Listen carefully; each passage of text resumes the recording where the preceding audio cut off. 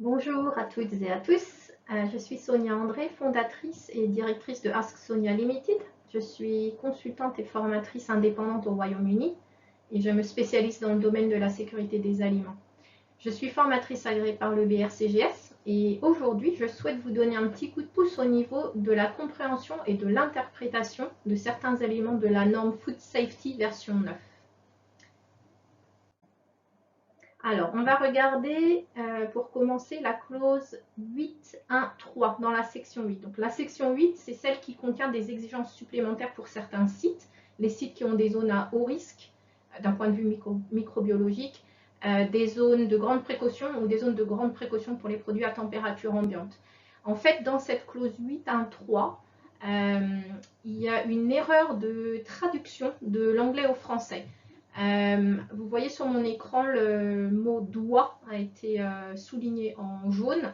Il y a une erreur de temps, une erreur de conjugaison. Donc en anglais, c'est should et non pas shall ou must. Et la différence, c'est que pour les zones à haut risque, il faut une séparation physique entre cette zone et les autres parties du site. Donc il doit y avoir une séparation physique. Pour les zones de grande précaution, il est préférable d'avoir une séparation physique entre cette zone et le reste du site, mais ce n'est pas obligatoire. Donc là, la traduction de shoot par doigt est incorrecte et pourrait vous induire en erreur. Donc il y a un erratum officiel qui a été publié par le BRCGS et lorsque vous allez sur le site pour télécharger la norme, l'erratum est disponible. Donc si vous avez téléchargé la norme comme moi, quand elle a été publiée en août 2022, l'erratum n'était pas encore là. Donc, vous pouvez faire un petit tour sur le site. Donc, voilà ce que l'on voit dans l'erratum. Lorsque le site de fabrication inclut des zones de grande précaution, une séparation physique devrait être mise en place entre ces zones et les autres parties du site. Donc, voilà pour la clause 8.1.3. Il y a un autre erratum qui a été publié par le BRCGS qui concerne la clause 6.2.3.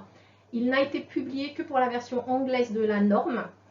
Il s'applique pour la version française, mais dans la version française, il y a moins de risque de faire une erreur d'interprétation qui pourrait conduire à une non-conformité.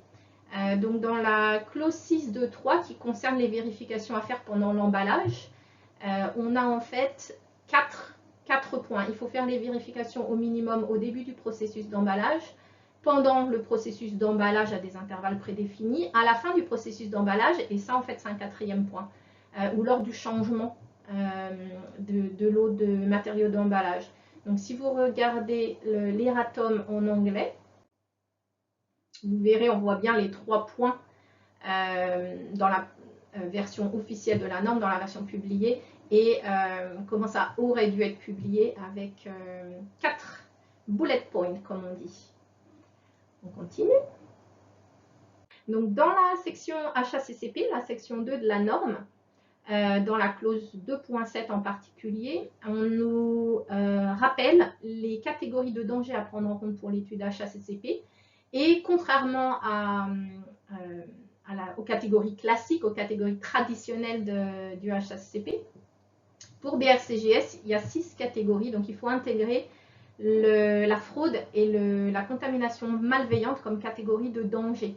Donc souvent les étudiants me disent par exemple pour la fraude, oh ben nous on a, pour répondre aux exigences de la section 5.4, on a une étude VASAP, donc on ne met pas la fraude dans notre étude HACCP. Attention, BRCGS veut que vous étudiez le risque de fraude, que la fraude soit commise sur le site, pas que dans la chaîne d'approvisionnement de vos matières premières et de vos emballages si vous décidez de travailler sur les emballages. Donc là, c'est important, soit dans l'étude HACCP, comme le demande la norme, ou soit par extension de votre étude VASAP, VACCP, c'est important de couvrir le risque de fraude sur le site certifié. Alors, un dernier élément pour aujourd'hui, clause 5.4 sur l'authenticité des produits.